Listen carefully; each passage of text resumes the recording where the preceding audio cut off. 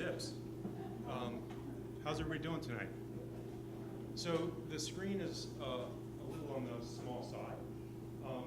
Don't hesitate to move up. If you find at some point you can't see what's on the screen, it won't distract me. I know everybody's afraid of me.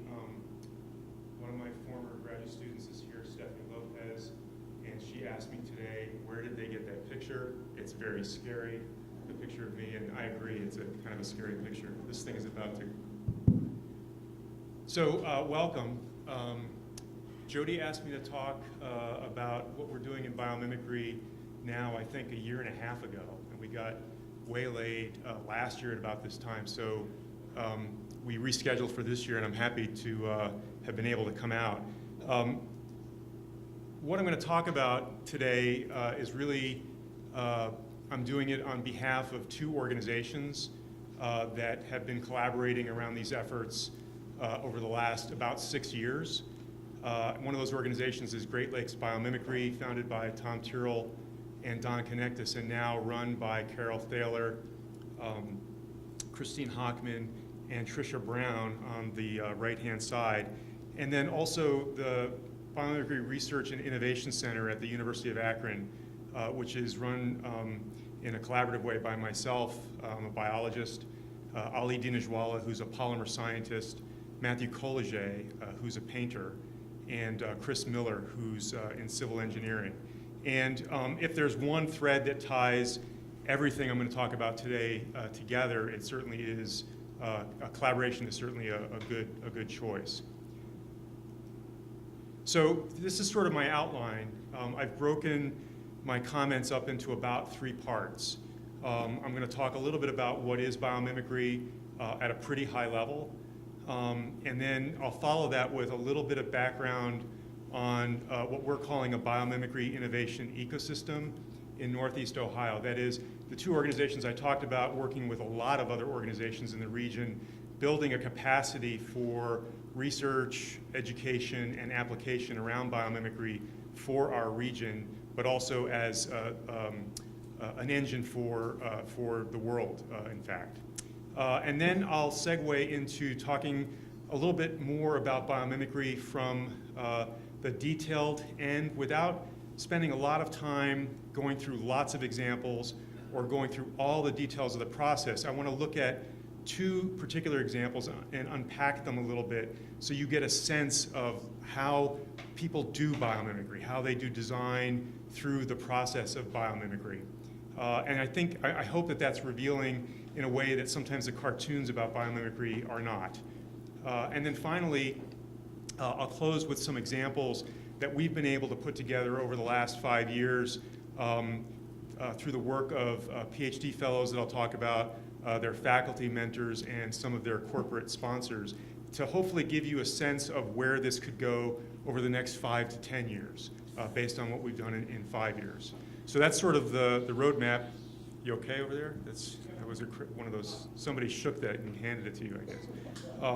So that's the roadmap, and hopefully the transitions will be kind of obvious. So what is biomimicry? Literally, the word comes from 2 roots, bios meaning life, and mimesis to imitate.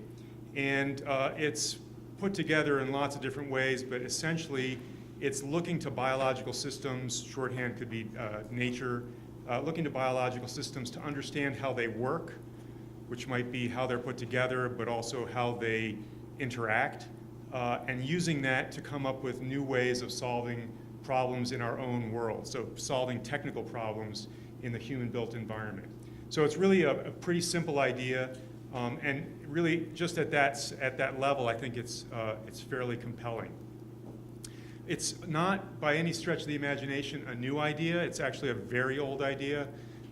There's even evidence that prehistoric humans that fashioned tools out of stones or bone to work like the teeth of animals was a kind of biomimicry.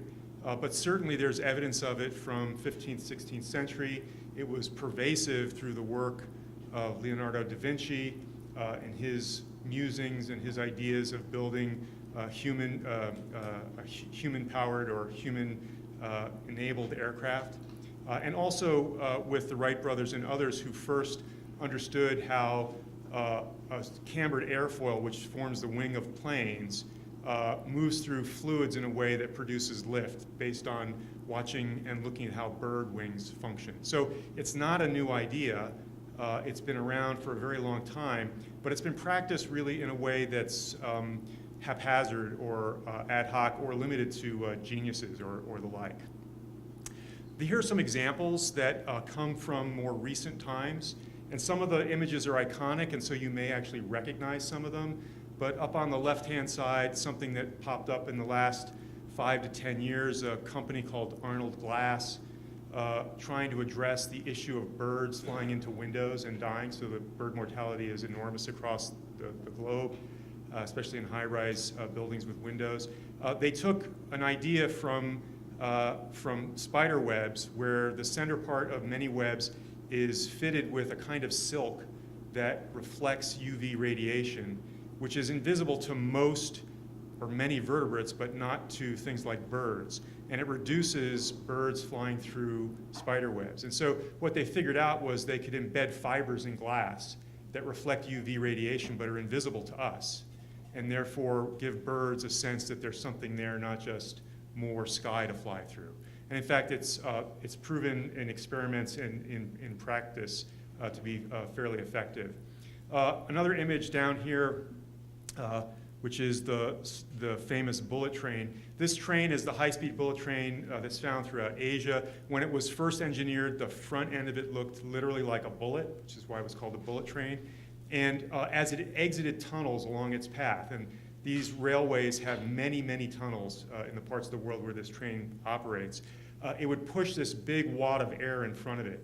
And when it exited the tunnel, that big wad of air would basically make a boom, like a sonic boom, but not a sonic boom, but make a loud noise. And so that was an issue for rolling out this train and actually having it built.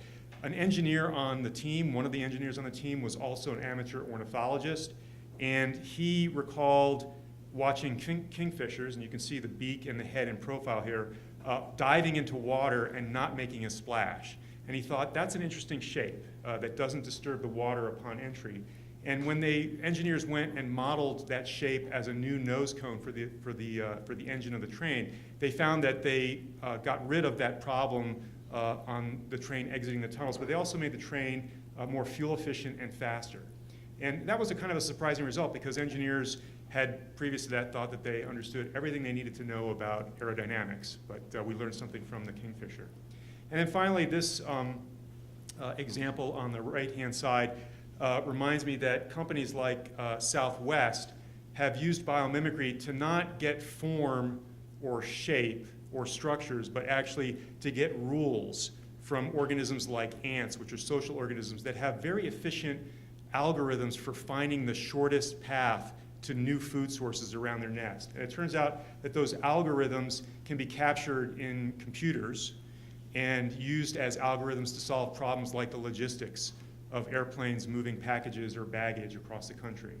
And actually, that's a solution that's been around since the 80s. The ant-inspired algorithms have been used by computer scientists in mainframe computers before we even had PCs back to the 70s and 80s. So these are some pretty interesting examples of the potential for biomimicry, and also some examples that have been around for quite a while. So if you take a look at this map, you can see a bunch of dots, and basically what this represents is a global network of places around the world that are interested in biomimicry and that formally recognize themselves as part of a biomimicry network that's either associated with education or teaching or research. The big red dot belongs to Biomimicry 3.8, which is the first node in the network that was created by Janine Benyus. She's been here a couple times. I don't know if you've ever seen her speak. She wrote this book in 1997, which actually made biomimicry as a word and as a concept very accessible to a very broad audience. It's been translated into several languages, and over the last 20 years, this network and lots of awareness of biomimicry has emerged sort of on its own, and their organization has promoted that. Northeast Ohio is the yellow star, and about 5 years ago, we decided we wanted to be a leading part of this network, a leading node in the network, focused around teaching, education, and application. But it's continually growing, the network, and there's lots of reasons for that. One of them is obvious from a study that was commissioned by the San Diego Zoo back in 2013 that suggests that there's a lot of money around biomimicry innovation and application. Whether you think about it in terms of GDP, global or US, we're talking about billions or hundreds of billions or trillions of dollars between now and 2030. We're talking about millions of jobs. And we're also talking about, and this is a typo here that was pointed out to me, about $500 billion in mitigating natural resource depletion, because one of the things that biomimicry allows us to do is to find solutions that tend to be more sustainable to our problems than the typical engineering approaches. So a lot of people are interested in this. I think that makes this relevant to your series here and to a lot of people in Northeast Ohio. What Great Lakes Biomimicry and the BRIC, we call it, the Biomimicry Research and Innovation Center at the University of Akron, have been collaborating on is sort of three pillars of our work since about 2012. One is to develop talent around biomimicry, and a main focus of that is in training researchers, especially at the level of a PhD. I'll tell you a little bit more about that in a few minutes. But also to create economic value for our region and a competitive advantage in terms of knowledge infrastructure that we create here, with the idea that we could not only create new industries or new startups, but also attract companies here because of that knowledge infrastructure. And then finally, literally to create a drive around biomimicry innovation where we can create new technologies here and roll them out to not only solve our problems, but to solve similar kinds of problems around the world. So this is sort of what this collaborative looks like in a very general way. This innovation ecosystem is realized through mutualisms and collaboration. Great Lakes Bio and BRIC working with partners in industry, partners in investing and finance, with our K12 education system, with other colleges and universities, as well as through public-private partnerships, have brought together literally dozens of people and organizations around those three drives or those three initiatives for the innovation ecosystem. And a core piece of that is what we launched starting in 2012 that's helped us build out various layers that I'll describe a little bit. And that is, we imagined creating a PhD platform to train PhDs in biomimicry, which is very much an emerging field. To create a platform where we could recruit students, the brightest around the world, to come here and earn their PhDs around biomimicry ideas and biomimicry research, and that they would be funded by local corporations, partially, but also by resources from the university to not only do that research, but to also work with those companies to help bring biomimicry as a way of thinking about innovation into the R&D of those companies. And so basically through corporate funding, we've been able to fund now 18 of these PhD fellows over the last 5 years. Each one is funded for a full 5 years by a single company to work in the way that I described.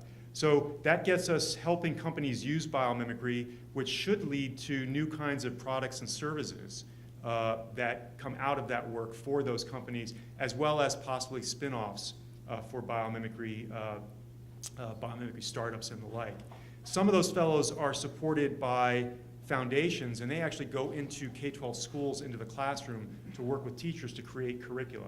It's been harder to fund those than to fund the corporate fellows, so we have more of the corporate fellows. But we're proud of the work that we've done in the schools, as challenging as it is, to basically take STEM and expand it by bringing biomimicry as a way of thinking about innovation into the regular STEM curricula. So this really is a broad platform. It involves lots of PhD students, faculty, business leaders in R&D, corporate executives, and also partners in communities and other kinds of companies. Just look at who our corporate sponsors are to date. It includes some names that I'm sure you recognize, some corporate giants, not only for Akron, but literally corporate giants for around the world. Goodyear, Gojo, Lubrizol, NASA, Parker, Many of these were early adopters for us, which really helped propel the program and allowed it to grow at the rate that it has. It also includes some regional companies that are smaller, that are more interesting possibly with the potential, like Avon Lake Regional Water, which is a water utility now that is working through biomimicry to ask how they can impact the harmful algal blooms that are occurring in Lake Erie. So there's lots of potential here, there's lots of diversity, and it keeps us quite busy. Some of our other partners on the K12 side, we literally impacted hundreds of students through curricula and the work of our educators with schools in Cleveland, the Cleveland area, Lorain, Akron, and both public and private schools. So we've been able to develop and work with teachers in a variety of different contexts, and we'd like to continue doing that, but again, the funding is really, really challenging, as some of you who maybe are involved with K12 know. We also work with most of the higher ed partners in our area. University of Akron, our closest relationship is with the Cleveland Institute of Art in industrial design. In fact, our program started through a collaboration with a professor at the Cleveland Institute of Art, but also with statewide initiatives through the Ohio Department of Higher Education.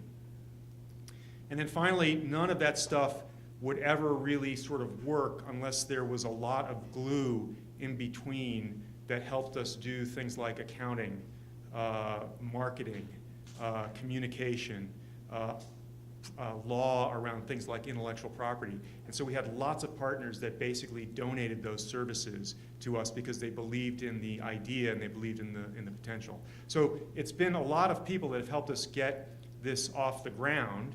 And I'll come back to that and talk a little bit about some of the things that we've done. But now I'm going to segue a little bit into talking about biomimicry in a little bit more detailed way, so you can see from sort of the inside what it's all about, what it entails, and what's interesting and challenging about it.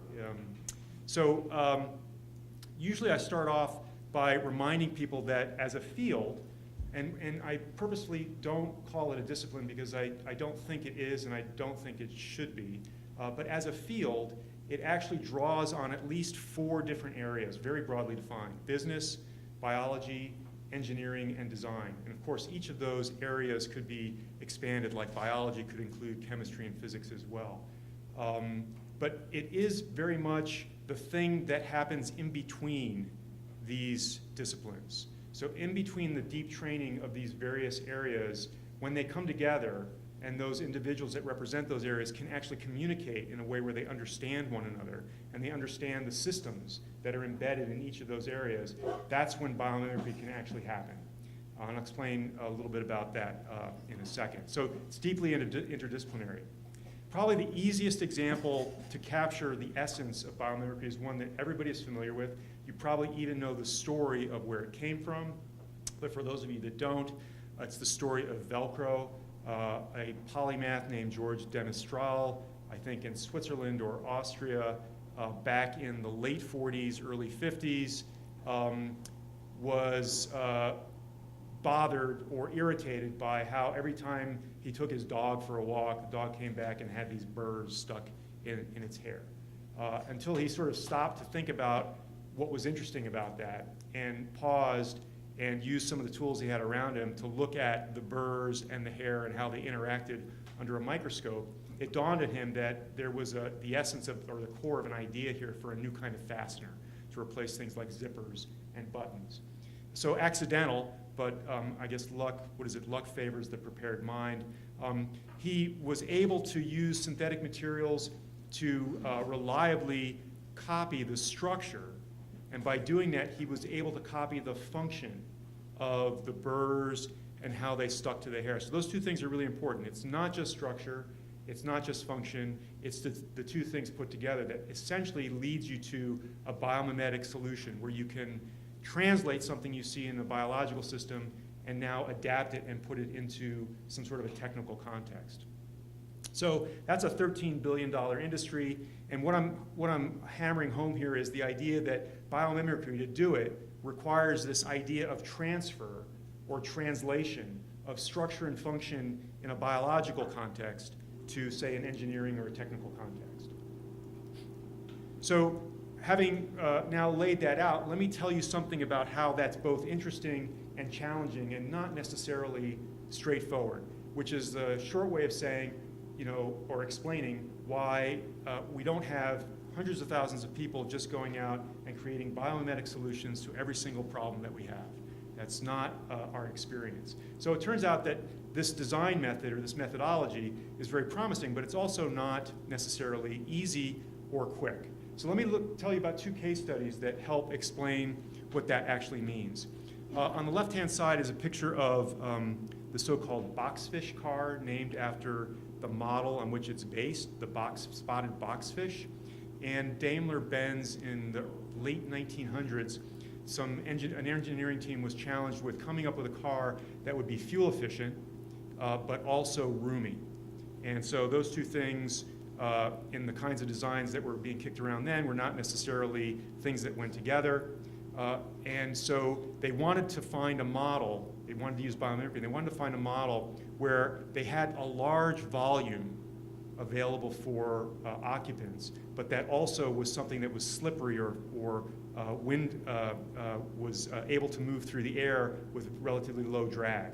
And what they did when they observed boxfishes is they decided that, based on their observations, that the boxfish, which is here shown in its native habitat, swimming around coral reefs, that it appeared to move more or less effortlessly without too much strength or power of the fins. The body was rigid, so bending of the body wasn't important. So little flicks of the tail seemed to propel the fish. And so they thought that they had discovered a model that maybe would suit their sort of two-part problem, which was sort of at a trade-off. And when they took the shape, including the ridges on the side, which are called keels, and they modeled it in a computer version of a wind tunnel, what they found was that shape was surprisingly slippery. The coefficient of drag for that object in a wind tunnel was relatively low given the shape of this fish and the proposed shape of the car.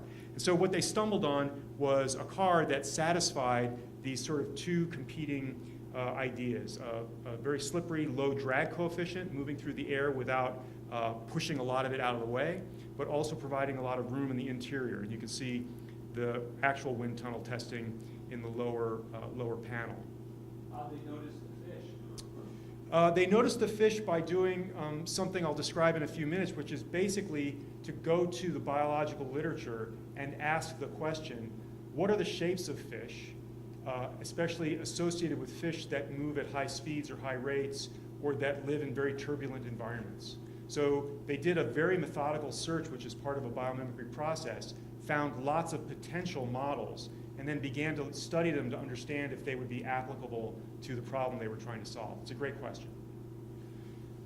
So one of the things that happened as the car was being rolled out as kind of a show car was that some biologists that studied this fish were a little bit perplexed by the findings. They didn't quite understand how the shape of the fish and the environment of the boxfish and the smooth pattern of flow around the fish and the car, which would make the car not only very slippery, a low drag coefficient, but would also tend to keep it in place. It would make it very stable in the air. That is, these flow patterns would actually essentially hold the car in place from lateral perturbation. How that went together with the behavior of the fish in the environment in which it lived, which if you watch that fish in that last panel, you'll see that the other thing that's kind of obvious is it's kind of tumbling around. Oops, that's the wrong one. It's kind of tumbling around as the currents are pushing it around. And so the biologists that were studying this after the car had already been designed and the low drag coefficient had been discovered sort of continued to study the fish. And what they found out was that the story was more complicated than the engineers who created the car had anticipated or had thought. And that the shape of the fish, as well as with these keels, actually produced a kind of turbulent flow around the edges of the fish, which were sort of responsible for keeping the fish in place in the midst of currents that were constantly moving around, and that for the fish, the nose actually was responsible for responding to those moving currents. And so the nose of the fish, which is not included in the car, is a thing that actually causes the fish to bounce around. The nose is responding to those currents, and that actually makes the fish able to turn really quickly or to respond and move around in a way that suits it in the environment that it's moving. So it's a kind of a different story than what was told for the car. But nevertheless, the design and the exclusion of that sort of pointy nose at the front made this car drastically more aerodynamic than other shapes of cars that were similar, and indeed other cars that it was competing with at the time.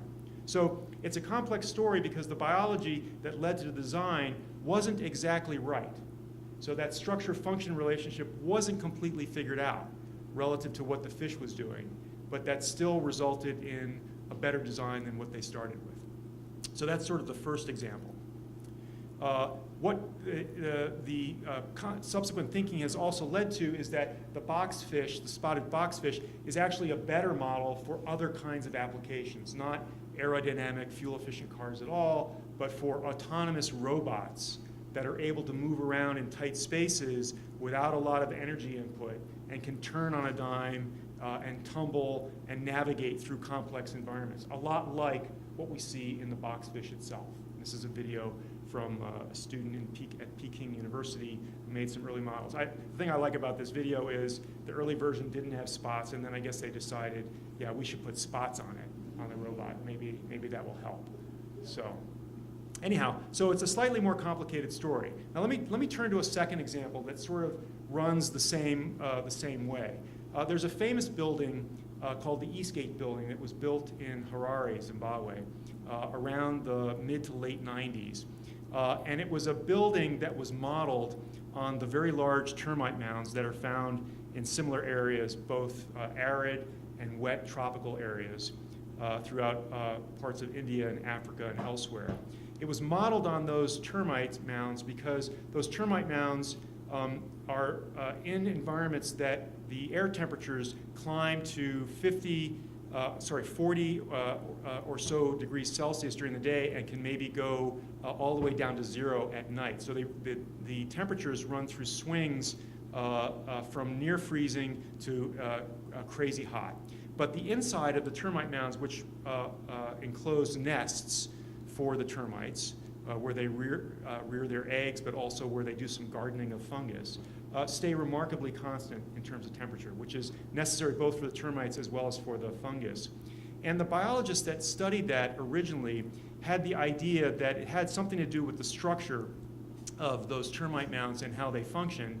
And some architects borrowed that knowledge and built the Eastgate Tower, which is shown in schematic on the right-hand side here, to sort of copy what the biologists thought was the important aspects of the design. And for those of you that are architects or that do anything with HVAC, you'll recognize that this is kind of a building that's cooled by a stack effect.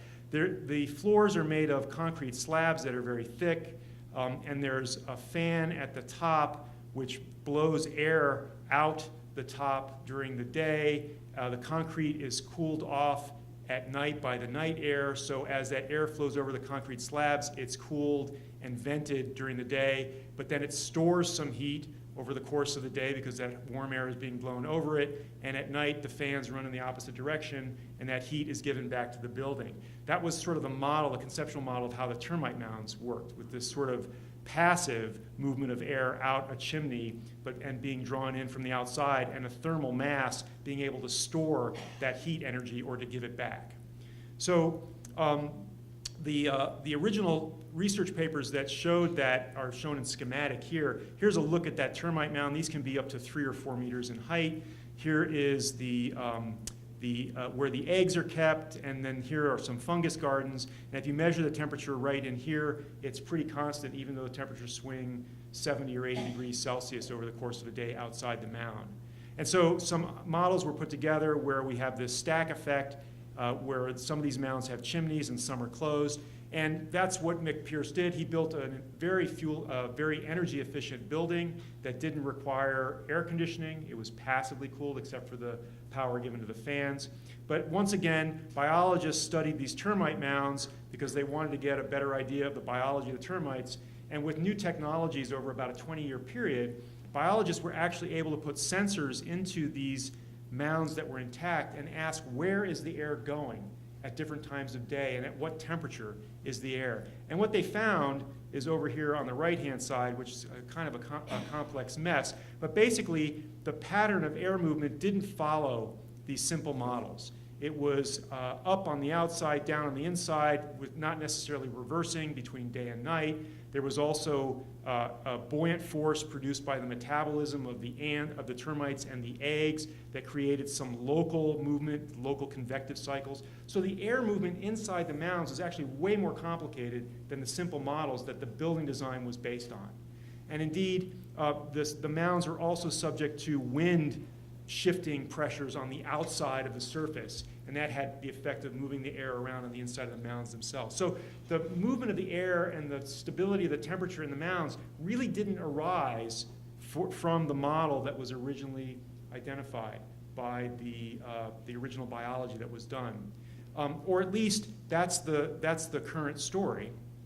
Some work is continuing that suggests that maybe some aspects of this model are still viable, but it's also led to some extensions of ideas about how we might take lessons from the termite mound and build buildings that maybe aren't about constancy of temperature or low HVAC costs, but are about freshening of air. You can see some architect renderings on the right-hand side here. This is based on the idea that these termite mounds have a turnover of air, which is important because those eggs are producing carbon dioxide, the termites are producing carbon dioxide, and that air needs to be moved around so that everybody can breathe okay. And these architects have decided that maybe a function that can be built into the skins of the building is to have the kind of porosity and the connectedness to the air currents that would lead to a better air quality inside buildings as opposed to the termite mound being a model for temperature regulation. So both of these examples, I think, are not typical of all of biomimicry examples, but they do give you some insight without me telling you in great detail what is the process of doing biomimicry. They give you some insight into the idea that the biology is often incomplete, but the biology, even if it's incomplete, can often lead to novel ideas for the design of human-built structures. So if there's a take-home message to that part, it is that. It's also that biomimicry doesn't happen quickly or without a whole bunch of work by lots of different individuals. Okay, so let me segue into the last part, the last section here, and tell you about some biomimicry examples that we've developed over the last 5 years here in Northeast Ohio. And these are mostly examples that come out of the work of our PhD fellows, but they don't work alone.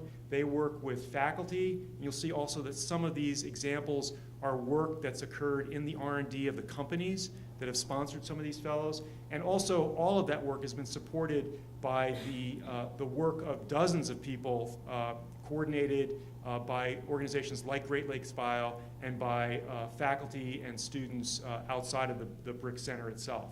So the three examples I want to talk about are one that comes to us by Bill Husung, who was interested in structural colors. I'll tell you what that is in a couple of minutes.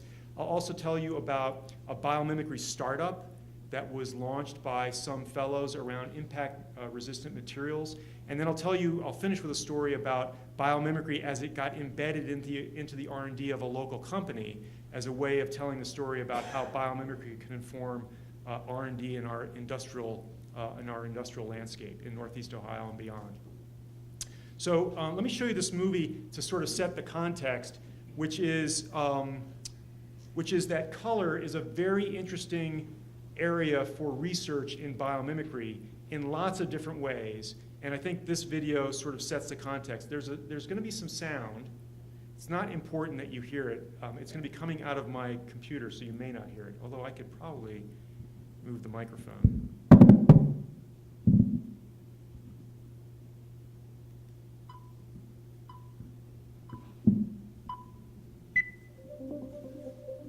I have to admit I was screaming when I got this video thing. What makes a marine biologist scream?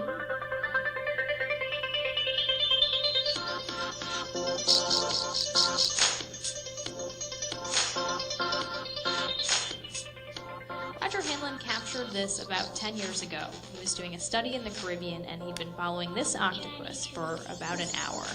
When it crept behind the rock and went into camouflage mode, he Jammed the camera down right in its face, so to speak.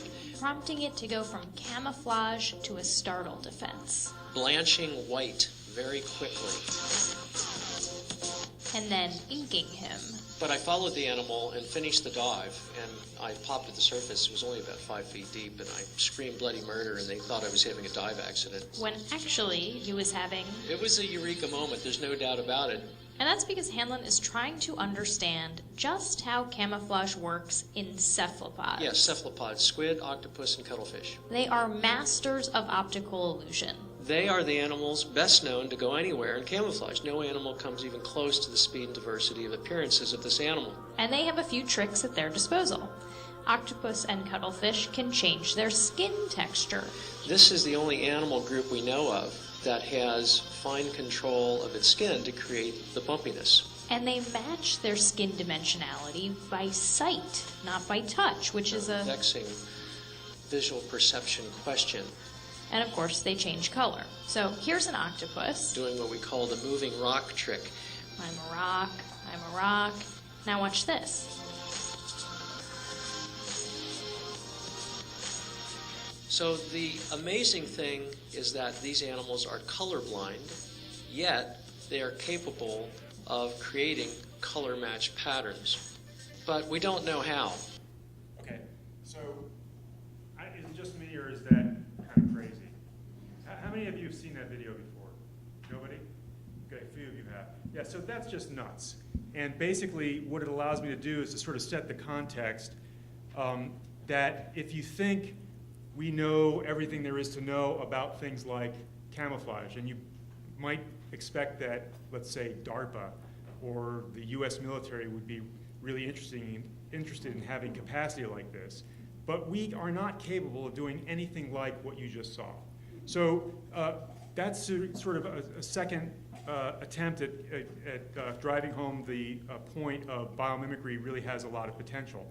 I'm not going to talk about the cephalopods and the octopus specifically. I want to use it to set the stage for talking about color in a general way. But there are companies and researchers like Hanlon and others that are basically looking at the structure-function questions. So that's looking at the skin and trying to understand how the structure and function of things like pigment, but also structures in the skin, lead to the production of colors, but also the ability to rapidly modulate those colors, literally in things like milliseconds, to do the sort of color matching that you saw there. Again, we don't have anything that works like that.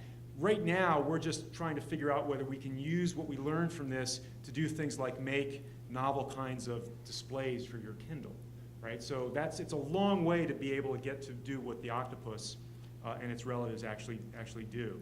But here's another look that's closer to what I want to talk about. These are colors that maybe you've seen in these organisms or related organisms.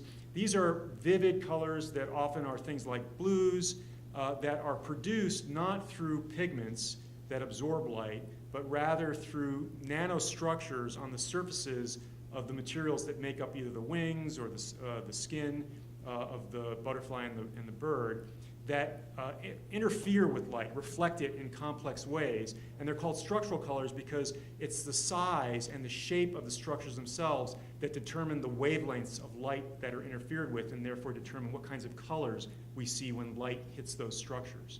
So it's a very common way for biological organisms, animals and other kinds of organisms, to produce color. And engineers and material scientists are really interested in it because structural colors, because they don't absorb light, have the property that they don't fade. They can be made out of any kind of material. Pigments that we make to dye our clothes or other things often are obtained or produced with toxic chemical side effects, pollution, et cetera. So structural colors are very interesting from a number of perspectives. Here's a look at like a sample of the kinds of structures that produce, in cases that I'll show you in a few minutes, yellows, reds, blues, greens. All of these are structures that are either the fine structures on the surfaces or on the cores of things like the fine filaments of feathers, or in the uppermost surface of skin in specialized kinds of cells. So you see various kinds of views of those structures. And you can see some of them, in some cases, they're highly ordered structures, beautiful in many cases in terms of their order and their repetition. But basically, those kinds of structures make this entire palette of colors, right? So the possibility for using structural colors, if we understand the structure-function relationships, is enormous. But there are some limitations, especially limitations in terms of our understanding. Bill, who was one of our first biomimicry fellows that started in 2012, was really interested in the hairs, the blue hairs on the legs of this tarantula, and tarantulas like this one. Because of one thing that was a little bit unusual. That blue on those hairs could be looked at from lots of different perspectives, and it would always be about the same brightness and about the same color blue. And for structural colors, that's not an easy thing, an easy feat. So I don't know if you noticed, but in those butterflies and in those birds, when you saw them from different angles, they were either less bright or sometimes they changed colors, and that's one of the drawbacks to structural colors. So this blue, which he thought was definitely not pigment-based, was potentially a new model for how to produce a structural color, a structural blue, that could be seen as blue and bright from all different kinds of angles. So what he did is he started to look at the structure and function. He got samples of those hairs from live tarantulas, which scared a lot of people, but not him. And he did cross-sections through them. And what he found were these nice kind of flower-like structures, which at higher magnification were, again, highly ordered structures. And in the most complete version of that order, they produced this blue color. But he also could see how they were built up from different levels of hierarchy, going from left to right. So what he did is he got those dimensions, and he got a very fancy 3D printer, and he printed at the nanometer scale replicas of those hairs, which can be seen here, to put on a silica chip. And this is actually, I think, less than a millimeter across. This is a tiny little thing that you're now seeing in expanded view. So you couldn't even see it on the chip, but it was embedded with these structures that were replicas of the hairs of the tarantula. And what he found was, when he looked at the exact replicas, he could get a constant color across all viewing angles. But when he took versions of that structure and reduced it to make it less complex, he started to lose that ability. So in the purely flat version of the model, the color varied across those viewing angles. And for the top, that was true as well. For the slightly less complex version, so the sort of center of the flower without the outer petals, you got changes in sort of the hue of the color. So clearly, this was a complex architecture that allowed for that capability that was the sort of holy grail for a structural blue that wouldn't be iridescent or change from different perspectives. So that's of interest to people who want to use color and are not interested in applications where that color changes or is not as bright from one perspective to another. So right now, this is really just a basic research result, but he did work for Sherwin-Williams. He was a Sherwin-Williams fellow, and presumably they're interested in this kind of technology 5-10 years down the road. There are other kinds of applications that are related to this idea of structural color itself. There are companies, chocolatiers in Europe, for example, that are using structural colors to make the decorations on chocolates out of completely edible material with a 3D printing process. Also, these kinds of technologies are going into displays, color displays that have very low power consumption because they're very bright. They're just reflecting light rather than requiring light to be pushed through a display. And there's also, down the road, 10, 20 years, maybe a new platform for computing that would be much faster than our current platform that relies on fiber optics. So all of those things are potential applications of this kind of technology, again, borrowed from biological systems. Okay, so let me move to the second example, which is a story about Bill, again, with two other fellows that he started with in 2012 that led to a startup. So this is now going from basic research as a result to an actual startup that might lead to an actual product as a result. This started actually as a class project, one of the first classes in biomimetic design that these three fellows did in collaboration with the Cleveland Institute of Art. And what these fellows wanted to do was they wanted to come up with a new way of protecting against head injuries, especially in sports-related contexts. And in order to take that kind of motivation and turn it into a problem that you could then use to look to nature for models, relevant to the question that was asked a few minutes earlier by, I think he left, didn't like my answer maybe. In order to turn that motivation into an actual problem that would allow you to search for natural models, they had to reword that problem. This is part of the process of biomimetic design, and turn that motivation into statements like the following. How does nature manage deceleration by managing energy? It turns out that lots of head injury, especially in sports, is a result of concussion, which is movement of the brain inside the skull. And so it's not about penetration injuries or cracking of the skull. It's about literally managing the movement of the head at collision or on the way to collision. And so translating the motivation into this sentence allows us to look for models in natural systems that manage deceleration by managing the transfer or the absorption of energy. And when you do that, when you query the biological literature, the research literature, or other sources of information about species, organisms, biological systems, you can find lots of things that seem like relevant models, including things like, anybody recognize what that is? What would be a good model for managing acceleration, deceleration? Yes, that's a skull, that's an x-ray of a woodpecker. So literally a woodpecker is hitting its head against a tree tens or hundreds of times an hour. And so that comes up as a model for a system where deceleration and impact is managed in some way. Woodpeckers don't get concussions, by the way. But there are lots of other models that are not quite so literal. So like the tests of diatoms do the same thing. They manage deceleration and impact energies. Or pill bugs, or rams hitting their heads, or spider webs absorb energy when insects fly into them and don't bounce out of those webs.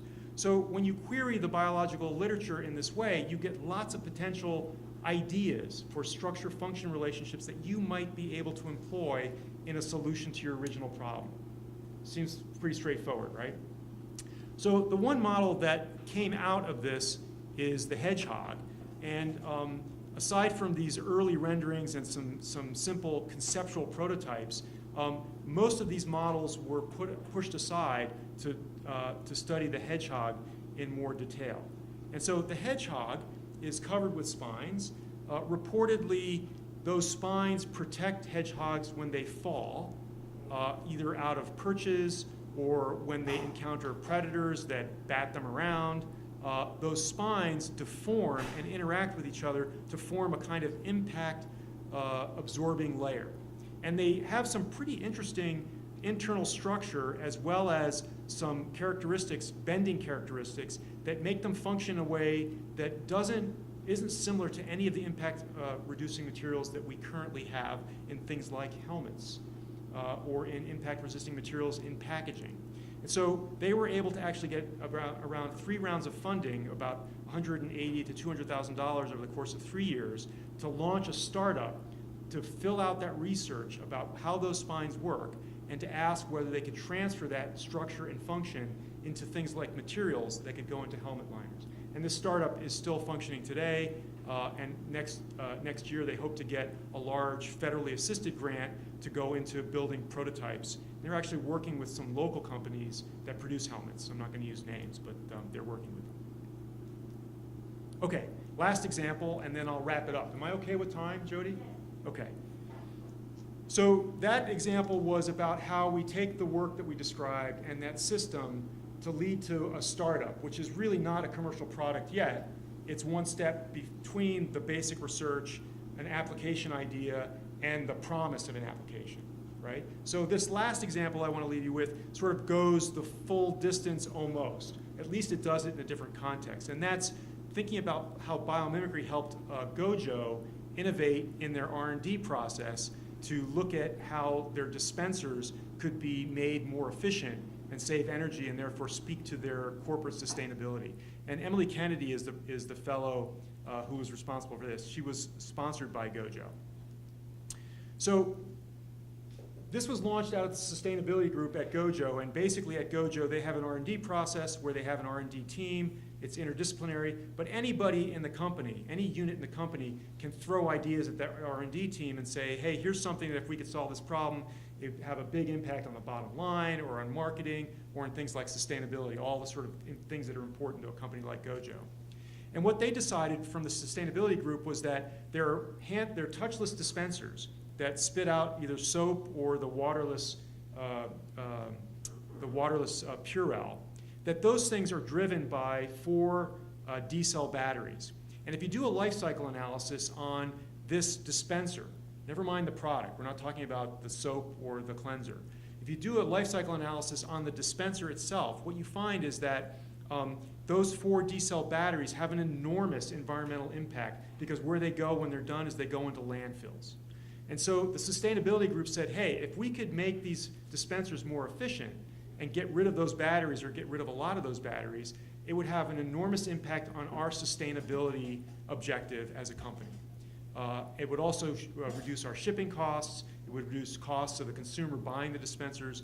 It'd have lots of collateral benefits. So the idea was to ask how to make those dispensers more energy efficient, but not lose their basic functionality, which is this touch-free dispenser that we see everywhere around us. So again, reducing the motivation and the objective, which is very general, to something which is a query that we can use to look at the biological literature, to query nature and organisms, is how does nature distribute and move fluids? Brought lots of ideas back for potential models. Things like the archerfish, you should go Google this and find a YouTube. This is a fish that spits at bugs flying above the water, knocks the bug onto the surface of the water, and then eats it. It's pretty cool. Spitting cobra, you've probably seen the one where the idiot is wearing glasses and letting the spitting cobra spit venom at his eyes. So lots of different kinds of models, not just animals. Also, trees can move water dozens of meters, 100 meters into the air without any motors or pumps that we would recognize for very low cost. Or plants that can create vacuum to suck water in, that when they do that, they suck in prey that they eat. So lots of different kinds of models. The last one here is my favorite, is the horned lizard that spits blood out of its eyes to deter things like coyotes that attack them. So lots of different models, lots of different options. What they did is they looked at those models, they studied them in some detail, engineers, biologists, designers, and tried to understand how they could take a principle from those models and translate it, transfer it to the dispenser, right? So it's a biology to engineering problem. And what they finally settled on was actually a model that comes from the way the human heart works. And I'm not going to talk about the model so much. Really what I want to do is I want to focus on the left-hand side of this panel. Because what Emily did with the team of R&D specialists at Gojo's is that they mapped the sort of cost in time and money that this process required and what the results of this very different kind of innovation process was, right? So these engineers were not used to looking to biological systems to look for ideas to improve things like pumps, but that's what they did. So if you look at the results, and you compare the biomimicry project to a historical project, some other project, it's a sample size of 1, but I think it's still illustrative. What you find is that the amount of money and the amount of time that was spent to get to some substantive results was way less than what the engineers typically went through, right? So a modification of their process to include biomimicry resulted in less time, less human hours, and less money on the surfaces to do that. Not only that, but they got about the same number of notices of invention, which is sort of the step before you get to patents, and they got more patents out of that process, 4 as opposed to 2. So 2 is sort of the overall average. And they also were able to achieve their goal, which is to reduce by about 50 to 80% the energy requirements for these dispensers based on the new design. This is in prototype phase. Presumably it's going to be rolled out at some point. You probably won't even see it. It'll be invisible to you. But it tells a lot, it speaks a lot to how the process can be brought into very traditional R&D and how it can lead to results that we can actually measure and see that are a benefit. Okay, so I'm going to stop there and just end with a couple of comments. One is, I hope that I've helped you understand better than you did when you came in what biomimicry is and kind of how it works. And that it's not magic, it's hard work, but it's a different kind of work and it leads to different kinds of results if you let the process run out. The other thing I hope I've convinced you of is that right here in Northeast Ohio, we've started to build with a lot of collaborators. We've started to build a kind of capacity to do this work that really doesn't exist anyplace else in the world. The PhD program is unique, but more than that, the collaborations between industry, university, and K12 is very unusual, very unusual. And if we can continue to build on that, I think 10, 20 years down the road, that could be one of the things that our region is known for, sort of biomimicry expertise and application. I think the early results on the examples I just gave you suggest that that's not a fantasy, that that's a reality. It may not come to be, but I think it's realistic to imagine that it could. And then finally, the last thing, I hope that if you walk out of here with nothing else, you walk out with the idea that there's lots of ideas for innovation and new ways of doing things in natural systems. And that's at least one important reason to sort of be curious about them, find out about them, maybe even work to sustain and protect them. We're literally, all around us, 3.8 billion years of R&D research that we didn't have to pay for, that now we can query in these productive ways. So thanks for your attention, and I'll be happy to answer any questions.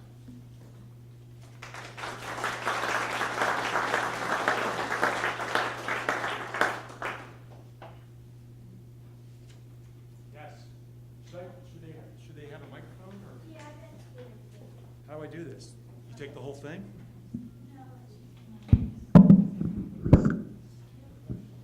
Then they can hear you in the back. Want to start here?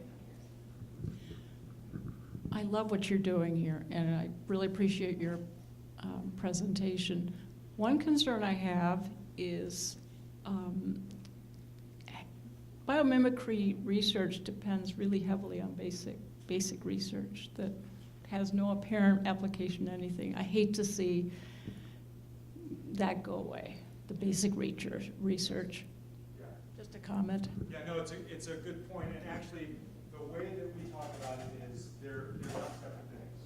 So I work on how geckos stick. That's my own personal research, and we've been working on that with lots of other people for about 10 years.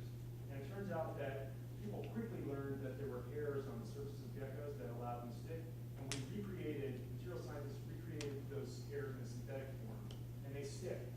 But that's all they do. They don't stick like a gecko. They don't work on dirty surfaces. They don't work on wet surfaces. They don't work on rough surfaces. And geckos can stick on all of those surfaces. And so what that means is that that model that we made, that synthetic model, we can use that to ask, okay, how is this different from the real thing? And so there's a feedback, right? So the natural model drives the application. And usually the first pass of the application's not good enough. But it tells you more about what do I need to study on the natural model. So we like to think of it as a cycle, and they're codependent.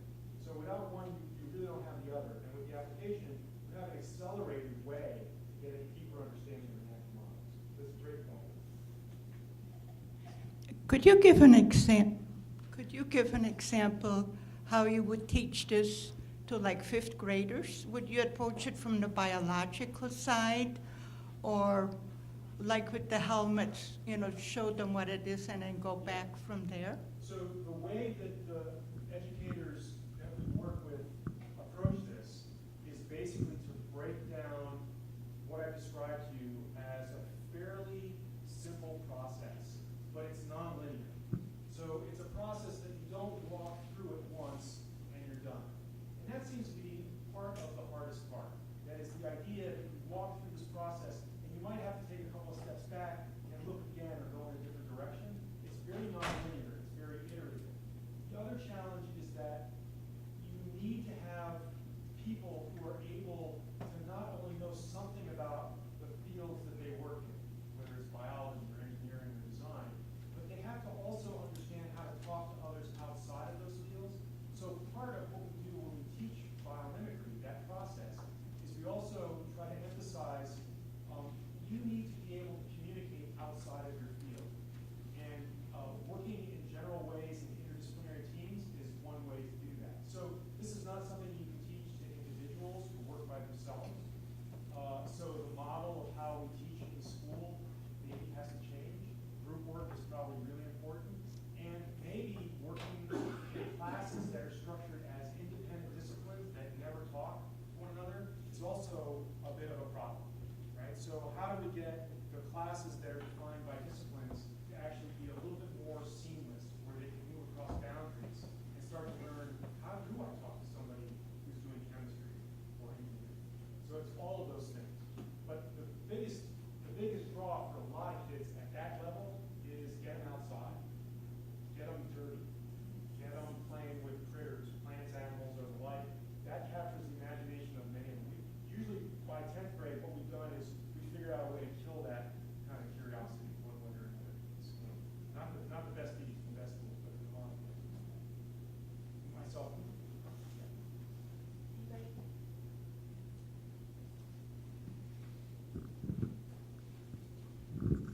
Is biomimicry currently being used in areas of artificial intelligence or in creating biocomputers? Yeah, it's actually one of the original places. So just the phrase artificial intelligence harkens to the ideas that I talked about, right? So we're trying to build machines that we're really not interested in machines that are computing when we talk about artificial intelligence. We're interested in machines that think, right? So we're talking about a biological model, the human brain or the vertebrate brain or whatever the other part of it is, a biological model for how our computing machines maybe cease to be things that just follow instructions that we give them, but actually interpret data around them and make decisions and make judgments and think instead of compute. So the short answer is yes. A lot of the algorithms that I talked about, like the ant algorithm, there are actually books and books that are filled with different kinds of organisms that have slightly different algorithms that are relevant to certain kinds of optimization problems that are among the best numerical methods for solving complex problems. And so you can find them already in computing. Does that answer your question? Yes. You mentioned a couple times. I know you too.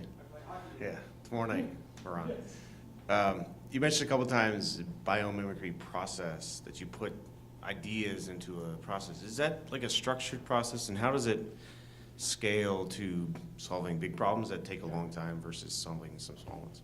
Yeah, so it's a great question. So design is an enormous field, and the process that we use when we do biomimicry design would probably look very familiar to you as a standard kind of design process that looks linear but is highly iterative. So it's problem definition, it's figuring out what constraints are, it's discovery of source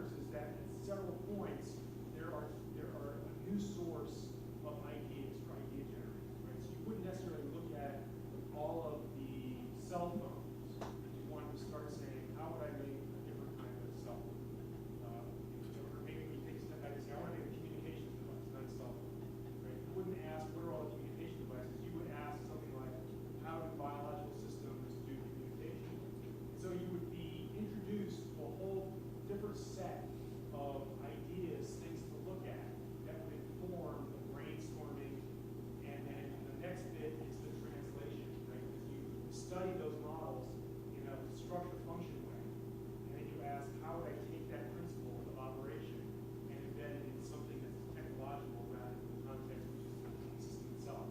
And right there, often, there's a scale issue. So, for example, the structure function relationships of how light, structural colors are created through light interacting with things that are 200 nanometers, is maybe not something that scales to a different process at a different length scale. Although sometimes it's surprising. So it turns out that you can make bumpy things that are much bigger that interact with sound waves, which are much longer, and yet have an effect on how sound is perceived. So you raise great points. The scaling, the new input is biological models, but the design process is something that most designers would recognize as a kind of circular design process. Does that make sense? Yeah.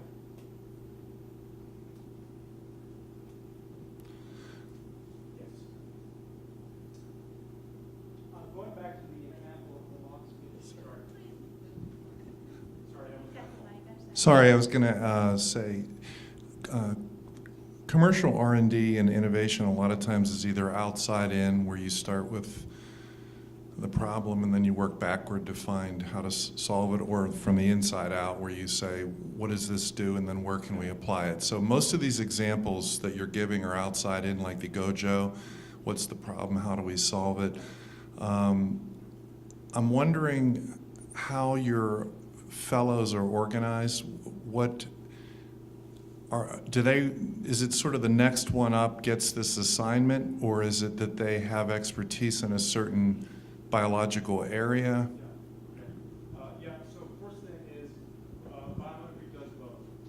So you start with a problem and look for a solution, or you can start with something very cool that looks like a solution, but you don't have a problem yet. And you figure out, and you know, that's Velcro, essentially. He didn't set out to make a new facet. So it works both ways. It works both ways in the R&D, and it's very idiosyncratic with respect to the particular fellow, what company they're in, and how that company works. So even though there might be like 3 or 4 different main ways that companies do R&D according to Lean or Six Sigma or whatever it is they talk about, each company usually has a very idiosyncratic process, idiosyncratic makeup of teams doing R&D. And so the fellow is literally embedded in that for 5 years. That one fellow works with that one context. So it's not like there's a team of fellows and then the companies come and say, we need this, and we want you, and you to work on it. So each company gets a fellow, and the way they start that process is they say, we think we want a fellow that really knows biology and knows about things that swim, because we do fluids and pipes. And then we make a profile and we recruit for people that have that kind of expertise. Each company decides, with some help from us, what it is they think they need. And they all choose really different pathways. Some of them choose people that are experts exactly in the kind of problem that they think they want to solve, the problems that they want to solve. And some of them say, I've got plenty of those experts. I want something different, right? And particularly one, we don't have anybody that knows anything about biology in our R&D. So I want a biologist that can talk to these kinds of pointy headed things, or something like that. Someone that does my training. So it's different. And we only have 18 of these fellows. I think after we have 100, we might be able to say, here's like 3 main ways that this works best. But I don't know what that is. That answers your question. Great answer, yeah. Yes, going back to the example of the boxfish, you showed how there was some research to identify that shape, and I think you said Mercedes-Benz had used it to develop a prototype that optimized volume and drag. It didn't look like a particularly attractive car, to me at least. Okay. But if you look at, for example, some of the highly desirable European cars, they all seem to converge on a type of shape. Yeah. How much of a challenge is it when you have a design that optimizes the parameters you're looking for, but maybe from the public appeal, Yeah. it doesn't. Is that a big obstacle? Yeah, I mean, it is an obstacle, but it's not peculiar to biomimicry, right? So there might be lots of innovation solutions that have downsides that might influence something like a market appeal or an aesthetic or something else. Like it looks different, and none of our consumers are all going to be confused about how that thing looks, and so marketing says we don't want to even put that out there, even though it's better at doing this, this, and this. I'm afraid that our customers are going to be just confused by this. So it's the same kind of challenge that I think you have with any kind of innovation, not just biomimicry. But one of the things that we think makes maybe a smaller problem for biological-based innovation is that this is where my point is, biologists have. There's this theory called biophilia, which goes something like this. We are all biological organisms, which means that we kind of innately have an affinity for a biological aesthetic, a biological connection to the rest of the world. And if that biophilia is true, it would suggest that biologically informed solutions might tend to be less, alienating than other kinds of innovations. I don't think anybody's tested that. I'm not exactly sure how you would test that, but there are books on this thing called biophilia, which is leading me to make a prediction. And maybe we should have find some students who are interested in going down the rabbit hole and test that. So, but it's a great point. But by the way, the car, unattractive, have you seen the kids sold? Well, that thing is selling like, I mean, they can't make enough of those things. It's just because they put gerbils in them. So, like, we can take the box fish car and put something, I know we put something different. So, You gave several examples of organismal inspirations for design. How about molecular inspiration, and do you see that merging at all with synthetic biology? So I think the answer is yes, there's just as much to pull from biological systems at that length scale as there is at the organism scale, as well as going up the other direction, so like populations, communities, ecosystems. And the interface with synthetic biology is real, although they're not the same thing. They probably will inform each other. In fact, that example I gave you about sort of the biomimicry application is like a test of our understanding of the natural model. You might use synthetic biology that way. So like if we're trying to make a cell that self-replicates, if we put the right proteins together and it's got some DNA that will continually reproduce that cell, that might allow us to test hypotheses of how cells work and how we can make some technological solution based on how a cell works. But a lot of people are scared of synthetic biology.